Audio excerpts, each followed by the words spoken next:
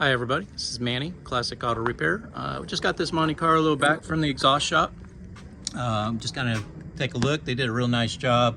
All new hangers and grommets, welded correctly. Got a nice tip on here, tucked up the way that it should. Exhaust is running so that it doesn't hit on anything. Nice bends, new muffler. Again, more mounting points. Nice clean exhaust with no joints that are not welded, so this will last a very long time. It's got the new cat on it, new catalytic converter right there, welded to the exhaust right here where they join from both sides of the motor. So everything looks good there. What we do have is an issue here. I've got power steering fluid leaking. I had to add a bottle of power steering fluid before I headed back from the exhaust shop, and it is dripping out of there pretty bad. And from what I can see, it's right here. Is one of the leaks is coming from the oil pump, or the power steering pump. You can see that's the main seal right there. We replace this entire pump when we do them. This reservoir seal is notorious for leaking. After they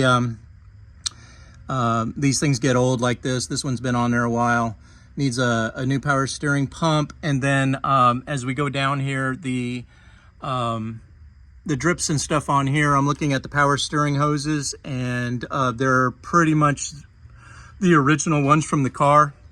So while we're doing the power steering, having to remove these lines, I'd go ahead and replace these two lines that go up here to the power steering box right here.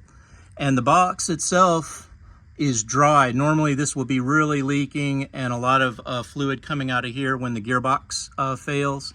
As of right now, it looks like all of our focus is going to be on the power steering pump itself, which is right here, and these hoses. So I'd go ahead and put a couple hoses, a pump, and this power steering ram is looking kind of wet and leaking right here. So it's possible that once we finish the other stuff, we may have to put this ram cylinder on here.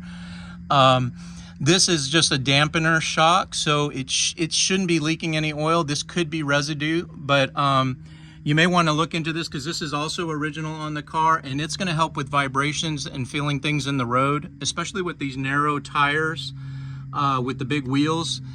A lot of the bumps and issues on the road are going to be felt in the steering system, so this dampener right here will help with that. Looks like your sway bar end links look a little old here too. This will also cause rattles and noises. These bushings right here on the sway bar end links, that's one of the ones we also put in quite a bit of. These ones aren't terrible. The bushings are still on there, but maybe something to suggest for a future visit is to get the suspension sway bar end links replaced. But for right now, just to stop the excessive amount of leaking of oil, fluid all over the front of the motor, this is coming again from this power steering pump. So I'm going to put that on an estimate, and we'll go from there. Hard to say because you do have the leaking coming from there. We'll have to clean everything off and then see how the rest of the vehicle is looking. Right now it actually looks pretty good and dry. I don't see any major issues. I think because we tilted this on the flatbed trailer, they give like a 30-degree tilt when they're loading up the trailers. It's possible you might have a little transmission fluid trying to creep out of the rear transmission housing.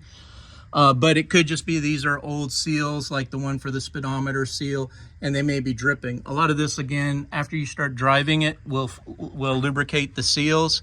But something, again, as you start to drive it mechanically, we may want to go with some shocks in the future on it for the suspension. They're looking kind of old. These look like they had some old air shocks on there, and probably not providing a whole lot of ride right now because they're obviously not inflated with no valve on them.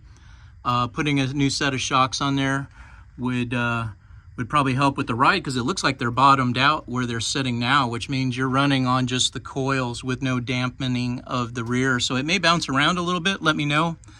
I didn't notice it on the road test. It actually rode pretty good. So maybe these air shocks aren't getting in the way of the movement, but something to consider.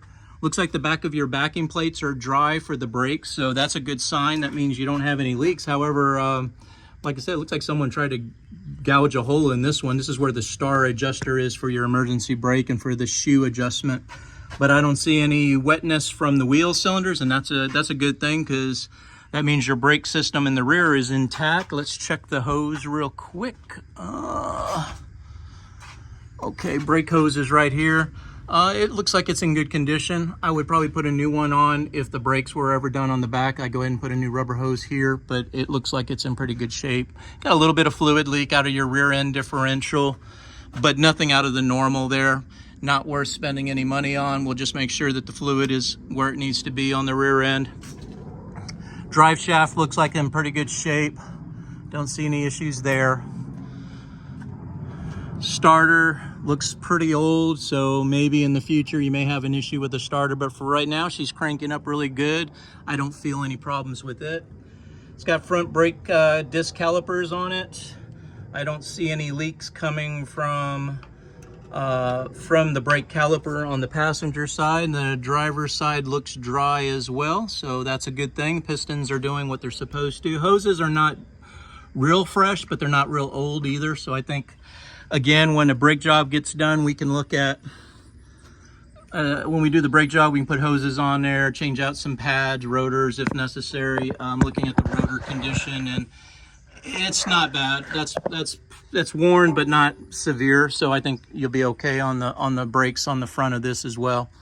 So again, I think our focus right now is on the power steering system, and once I get that going, well, then I can drive it some more and keep road testing it, fleshing out any of the issues on it, seeing where we're at. So again, this is Manny with Classic Auto Repair, and thanks for watching.